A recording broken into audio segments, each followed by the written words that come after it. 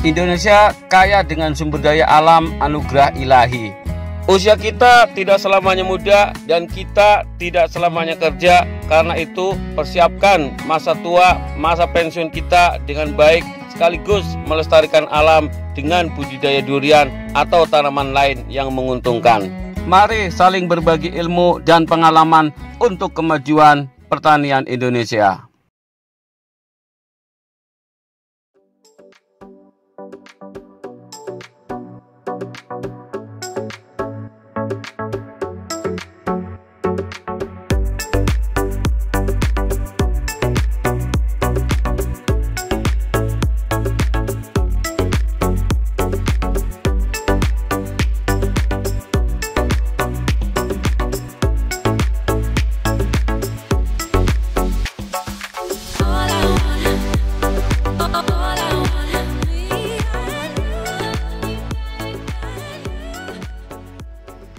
Assalamualaikum warahmatullahi wabarakatuh. Jumpa lagi di channel Durian Mas Tegar.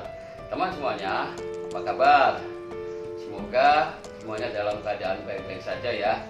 Sehat walafiat, dimudahkan dalam rezekinya, dimudahkan dalam urusannya, sukses dalam kehidupannya. Amin amin ya robbal alamin. Teman semuanya, pada kesempatan kali ini saya akan berbicara atau sharing ya, sepanjang yang saya ketahui terkait dengan proses pemupukan.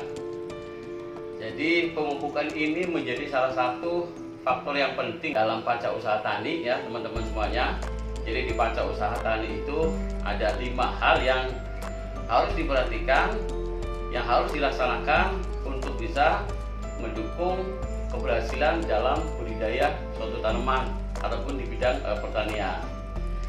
Kelima hal tersebut, yang pertama adalah bibit yang unggul, yang kedua pengolahan lahan yang baik, yang ketiga pemupukan yang tepat, yang keempat pengendalian hama yang baik, kemudian yang kelima adalah proses pengairan. Nah, pada kesempatan kali ini saya akan sharing mengenai proses pemupukan. Jadi pemupukan ini sangat diperlukan ya oleh tanaman untuk mendukung proses tumbuh dan kembangnya dengan baik. Sebagaimana sering saya sampaikan, pemupukan ini ada 2 fase, pemupukan fase vegetatif dan pemupukan fase generatif. Jadi teman-teman semuanya, di sini saya tidak akan menyampaikan terkait dengan mana yang lebih bagus antara organik dengan non organik, karena saya menggunakan keduanya. Saya pro organik juga, saya juga pro kimia. Intinya di sini adalah menurut saya bahwa tanaman ini membutuhkan unsur hara makro dan unsur hara mikro untuk mendukung proses tumbuh kembangnya dengan baik.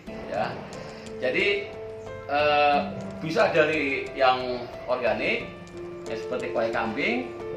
Biasanya saya gabungkan antara kue kambing yang fermentasi dengan media tanam tani, kompos dan sebagainya. Nah, itu untuk yang organiknya ya teman-teman semuanya. Nah, untuk yang kimianya biasanya saya akan menggunakan kombinasi terkait dengan dominan unsur hara mana yang dibutuhkan di fase vegetatif dan unsur hara mana yang dibutuhkan untuk fase generatif. Jadi intinya adalah proses pemupukan itu ditujukan untuk memenuhi kebutuhan unsur hara makro dan unsur hara mikro tanaman, baik tanaman durian, anggur ataupun yang lainnya. Seringkali ya teman-teman semuanya ada yang mengatakan misalnya begini, itu tanaman saya tidak dipupuk tapi alhamdulillah berbuah, alhamdulillah bertumbuh dengan baik dan seterusnya. Sebenarnya jawabannya gampang ya teman-teman semuanya. Kemungkinan besar ketika memang suatu tanaman tidak ditreatment sama sekali dalam proses pemupukan, berarti kandungan unsur hara makro dan unsur hara mikro yang ada di daerah situ, di wilayah segitu, di tanah itu sudah cukup untuk mendukung proses pertumbuhan dan perkembangannya sehingga tanaman itu bisa bertumbuh dengan baik. Lain ceritanya kalau seandainya kita ada di satu daerah yang memang diperlukan treatment lebih untuk memastikan kebutuhan unsur hara makro dan unsur hara mikro tersebut. Oke, itu ya teman-teman semuanya. Jadi saya biasanya di tahun pertama, mohon maaf, di pemupukan periode pertama dalam 1 tahun itu saya melakukan 4 kali pemupukan. Pemupukan di periode pertama itu saya menggunakan organik ya, koi kambing ditambah dengan media tanam. Kemudian di 3 bulan berikutnya saya akan menggunakan proses pemupukan sesuai dengan kebutuhan unsur hara yang dibutuhkan oleh tanaman di fase vegetatif ataupun di fase generatif. Oke, jadi teman-teman semuanya, lanjut ya terkait dengan proses pemupukan. Jadi sebagaimana tadi saya katakan, proses pemupukan ini ditujukan untuk memenuhi kebutuhan unsur hara makro dan unsur hara mikro yang dibutuhkan oleh tanaman untuk mendukung proses tumbuh dan kembangnya dengan baik. Unsur hara makro itu terdiri dari 6 ya secara garis besar, terkait dengan nitrogen, fosfat, kalium, kemudian kalsium, magnesium, sulfur. Keenam unsur hara makro tersebut itu yang seringkali diterjemahkan oleh para pembuat pupuk dengan mengkombinasikan beberapa kebutuhan pupuk makro majemuk. Saya sebutkan sebagai pupuk makro majemuk. Dan salah satunya yang paling terkenal ini ya adalah NPK Mutiara 16 16 16. Ini artinya adalah N-nya itu nitrogen 16, kemudian P-nya adalah fosfat atau fosfor 16, kemudian K-nya adalah kalium 16. Ini yang sering banyak banget dipakai oleh para petani untuk memberikan kebutuhan pupuk makro majemuk yang dibutuhkan oleh tanaman. Ya. Kemudian seringkali dalam proses untuk pembuahan juga menggunakan kombinasi dengan penambahan dominan di fosfat sama kaliumnya. Nah, biasanya menggunakan MKP ya. Nah, MKP ini sebenarnya pupuk dengan dominan unsur hara makro yang dibutuhkan oleh tanaman ya, berupa fosfat dan kalium.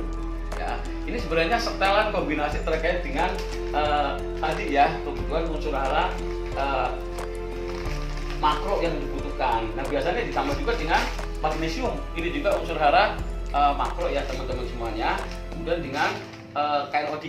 Nah, seperti itu.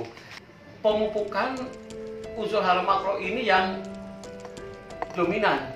Kenapa? Karena memang ini yang paling banyak dibutuhkan oleh tanaman untuk mendukung proses tumbuh dan kembangnya. Teman semuanya, yang tadi saya sampaikan itu merupakan contoh-contoh untuk pupuk makro majemuk ya, yang merupakan pupuk dominan dibutuhkan oleh tanaman untuk mendukung proses dan tumbuh kembangnya dengan baik. Nah, sebenarnya terkadang kita lupa nih teman-teman semuanya, bahwa selain pupuk makro majemuk yang tadi saya sampaikan, tanaman juga membutuhkan yang namanya pupuk mikro, yaitu untuk memenuhi kebutuhan unsur hara mikro. Nah, ini salah satu pupuk mikro majemuk yang di sini sudah lengkap semuanya untuk kebutuhan unsur hara mikro yang bisa digunakan untuk memenuhi kebutuhan unsur hara mikro. Itu teman-teman semuanya sedikit sharing mengenai proses pemupukan. Semoga bisa memberi manfaat untuk semuanya untuk kemajuan pertanian Indonesia. Assalamualaikum warahmatullahi wabarakatuh.